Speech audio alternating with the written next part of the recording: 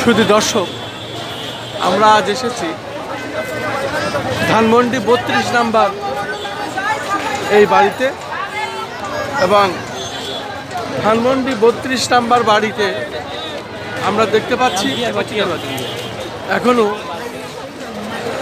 ভাঙাচোরা চলছে।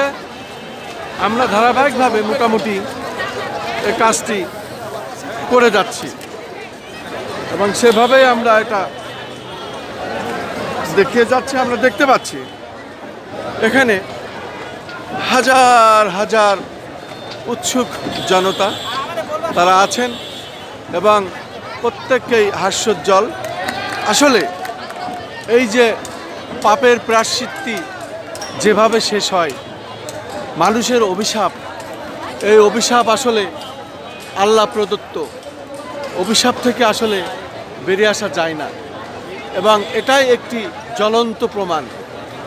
আমি দেখতে পাচ্ছি এখানে যারা এসেছেন তারা প্রত্যেকেই এখানে আছেন, এজন্য এখানে সবাই আনন্দ উল্লাস। আসলে শোনা যায় এখানেও নাকি আয়নাঘর ছিল, অগণিত মানুষ হত্যা করা হয়েছে এবং রয়ের এজেন্টদের মাধ্যমে এখানে নীল নকশা তৈরি করা হতো।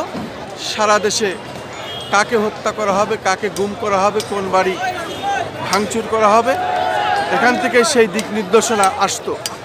আমরা দেখতে পাচ্ছি মানুষের আনন্দ আসলে এরকমই, এভাবেই আসলে মূলত আজকে আল্লাহর আরশ কেঁপে যাওয়ার পরে যেটা হয় সেটাই হচ্ছে এবং সেটাই আমরা দেখতে পাচ্ছি।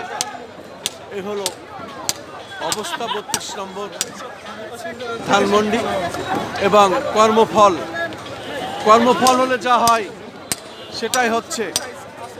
আমি খন্দকার মাসুদুজ্জামান, ধারাবাহিকভাবে আমরা যে কাজগুলি করে যাচ্ছি এটি আসলে কর্মফল।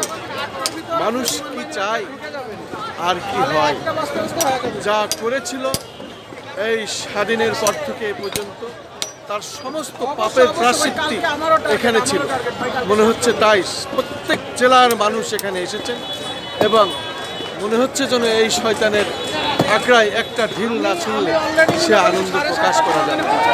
সারা বাংলাদেশে আজকে শুরু হয়েছে এই অবস্থা, সেটাই আমরা ধারাবাহিকভাবে দেখিয়ে যাচ্ছি।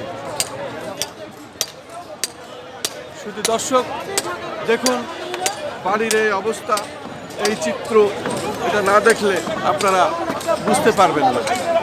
প্রত্যেক মানুষের মধ্যেই একটা আনন্দের ফোয়ারা।